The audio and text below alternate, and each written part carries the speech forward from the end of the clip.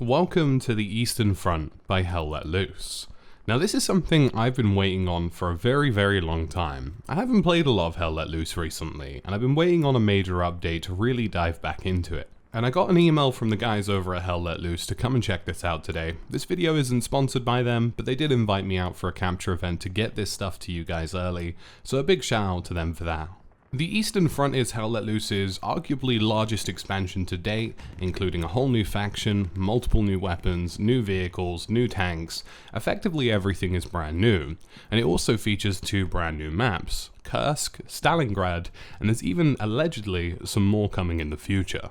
This expansion, the Eastern Front, is entirely free for everybody. And it also comes with some major changes to the game and major improvements such as the armor system to bring the game into a finalized state for formal release of Hell Let Loose out of early access on July 27th. This is also the first time arguably we've seen a modern version of the Eastern Front in any kind of World War II game, which is pretty incredible. But enough about the update, let's talk about my impressions and how I felt about this update and everything that I've seen. And honestly, I was incredibly impressed, like deeply impressed with what I played in Hell Let Loose. I'm going to start with the two maps because those are some of the two things that people are most looking forward to. And Stalingrad is absolutely insane. It's exactly what I was anticipating from a Stalingrad style map with, building to building combat, good verticality, pure destruction around you. And this map is absolutely massive, like huge. I got into the admin cam a couple of times, thankfully the devs let me do that, and flew around. And you can see that this is just a massive city of destroyed buildings, like the true Stalingrad experience, where nearly everything had been completely leveled. And it was really impressive, and there were lots of nods to different historical sites as well, such as the L-shaped building or Pavlov's house. And these historical locations exist inside this map, which is absolutely insane. And if you're a history buff, you'll know, for example, that Pavlov's house was one of the largest fortified battles over a building in the Battle of Stalingrad that lasted for about 60 days. And a lot of research has gone into this DLC, generally speaking, from the uniforms, weapons, the maps. They're really trying to nail the authenticity of what's going on and really trying to provide a fun experience. This map is crazy complex as well, and we played the offensive version more often than not, and they've done a really good job here of introducing a high-tempo offensive style mode where the action is very thick and fast, especially on a map as large and complicated as this. There were lots of moments where I was ambushing tanks in different alleyways and corners, moments where I was fighting building to building with various different factions, moments where you just had to hunker down because, the Russians had called in a rocket barrage strike, which is one of their new call-ins for the game. And I was really impressed with Stalingrad. I think it's exactly what people are looking for. And when you're really down on the ground and really getting into the nitty-gritty of the combat, you can see how well things evolve. People start flanking around burning buildings, and people start using the destruction around them really to try and get into better positions to sort of circle the enemy and sort of strangle off respawns. I think this was definitely one of my favorite maps from the two, but honestly Kursk was nearly just as impressive, which is quite the feat even though it's a very different map. Performance-wise, and I know you guys are going to ask me about performance, so I may as well mention it before I dive into Kursk as alongside Stalingrad. As you can see, Stalingrad is massive. It actually makes Carentan almost look a little bit small. And I got in around 90 to 100 frames with, a 3080 in my system. And I was quite happy with that, to be honest with you. It's kind of what I get with Carentan as well. So I think they're using what they've learned from Carentan to really implement decent optimization and make sure that this map runs well despite its complexity. And there was only one issue with Stalingrad where there was some hitching, and that was allegedly due to a physics issue that was only affecting Nvidia cards, but the developers seemed pretty confident that that was something they were going to squash quite easily before the release of the map. That issue didn't seem to plague Kursk at all. Speaking of Kursk, I was getting around 120 to 130 frames on Kursk, and allegedly the developers believe that hopefully most people can see a 20 to 30% increase on the base maps of the game with this update in terms of frame rate. All of that performance stuff aside and the amazingness that was Stalingrad, let's talk about Kursk. And Kursk was a very different map, but very impressive. Kursk has a pretty centralized focus, and it kind of reminded me of a better version of like Sainte Marie du Mont or some of the other maps that are sort of, focused on large open stretches of land and fields. And what Kursk does really well is it has all of these central focus points, but the actual movement to and from objectives is really interesting. For vehicles, there are wide open spaces to battle it out, and of course the Germans tend to have the majority of them. And for infantry, there were large numbers of trench lines, there were windmills. There were so many various different ways for infantry to flank effectively that I think they did a really good job with this. And I'm happy to report as well that the vegetation was rendering in really well from spawn, so if you were trying to use a field to hide and flank in, that was entirely possible. There were entire, wheat fields where if you wanted to crouch, run or crawl it, you definitely had that option. And where Stalingrad offered that sort of really large urban combat experience that people want from a map like Stalingrad, Kursk did a really good option of having like, position to position fighting, like trench line to trench line, or, village to trench line. And it was just this really engaging gunfight every time. And, I never really felt that there was a moment in Kursk that felt dull. And I feel like that can happen when you have large open spaces. I feel like when you have large open spaces in a map, you kind of maybe pertain yourself to certain parts of it being a little bit boring. But I never really got that vibe from Kursk, and that was really great. And you really felt, again, the sort of atmosphere, the environment, the intensity, the fact that this was the Eastern Front and things were gritty and grueling. I ended up catching a couple of clips as well where you could see how people sort of end up naturally fighting each other. And this was a really well laid out map with lots of really interesting choke points. And I think it's safe to say that the offensive mode is the best variant of both Stalingrad and Kursk because they offer really high tempo intensity gameplay with 100 players. So overarchingly, I was really, really impressed with the two maps. I think Stalingrad is absolutely incredible, and it's going to be one of the best urban combat maps of really any World War II game I've played. And Kursk offered its own unique take on sort of open, position-to-position combat, and I think it was really fun actually in the grand scheme of things. Now let's talk about the actual Soviet faction and all the equipment and customization that is available. Now before I do that, I do want to mention that there were some changes that were quite interesting. Some of the Germans had some new cosmetic options, there were new sounds for the Kar 98, and it seems that they've smoothed out the rebolt/rechamber animation for the Kar 98, which is very nice. And I would say overarchingly the game felt more polished. And of course we do have that massive armor overhaul coming as well. But the Soviet faction is really, really extensive, and I was really impressed with what we got to see.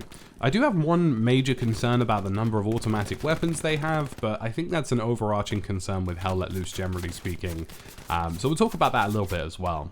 And honestly, using the Mosin was really, really great. The only one I didn't get to check out really was the Recon/Sniper class, which I'm sure would have been deeply satisfying in an urban map like, Stalingrad, or even an open map like Kursk.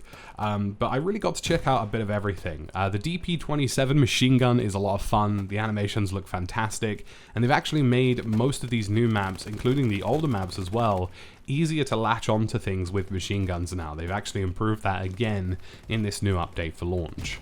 So using the Mosin, the DP-27, and the PPSH was really interesting, and different variants of the PPSH were available, such as the box magazine, and the sort of more traditional drum style magazine, and the strip magazine, and all these were different options and variants depending on the class you chose, such as an automatic rifleman or a, an assault player. And the PPSH handles exactly kind of how you would expect the PPSH to handle. It's a fast-firing, rapid gun, but it does have a fair amount of kick to it, and it isn't exactly a medium-range weapon. The Mosin felt really meaty to handle, the new grenades look great, and all of the Soviet-related stuff, really, having specific hand grenades for the Soviets, having specific landmines, and, ammo placements, and various different anti-personnel mines, and it was just honestly really enthralling because everything that's in Hell Let Loose traditionally, your traditional engineer, your traditional assault, your traditional automatic rifleman, all of that has been overhauled in the Soviet faction in a really well done and convincing way, and they feel like a complete faction. They feel like everything is there, which is really what you want to see. I didn't check out any of the new tanks because I kind of suck at tanking and never really do it in most games anyway, but I was speaking to a couple of guys who were tankers and they seemed pretty happy with everything. They seemed to really enjoy the new tanks available to them.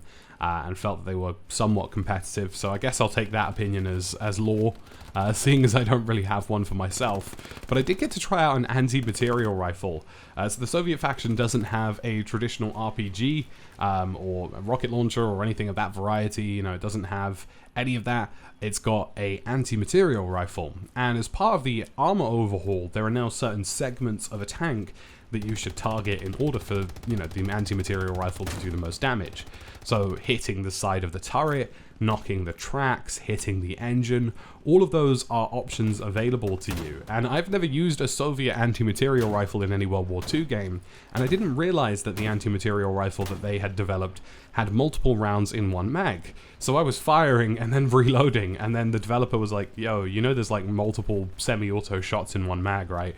And then it turned out you could kind of like mag dump an anti-material rifle into the back or side of a tank. And it was really interesting. Of course, it does give up a lot of kick. You can kill infantry with it as well. They do turn into jam, basically instantaneously if you hit somebody with it. But it's really interesting because, you know, we'd never had an anti-material rifle. It's a slightly different AT setup, and it does, I guess, to some degree, allow for different attempts at things. You know, I found myself not really aiming necessarily to destroy a tank, but I would aim to knock out its tracks if I could and really slow it down or impair its engine and make it kind of useless. Overarchingly though, like thinking about everything, thinking about the whole faction, the two maps, the optimization, I think I was really, really impressed with the Eastern Front update. You know, there's been an expectation with Hell Let Loose that they sometimes get things a little wrong in places, but it always comes good. And that's always the expectation with Hell Let Loose. The development team seem very keen to make a great game, and they also always have their ear to the ground.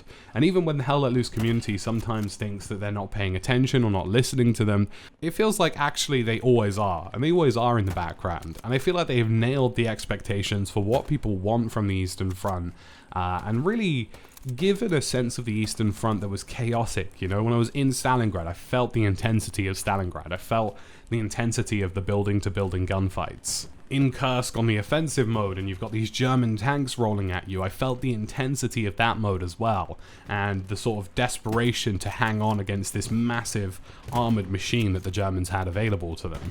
And it just feels like overall a very conclusive package, and alongside various quality of life improvements to the game such as optimization, an armor overhaul, and just generally making the game run, feel and look better, and improving quality of life, Hell Let Loose in my opinion has not only been in a great trajectory for a while, it's heading to an even incredible one.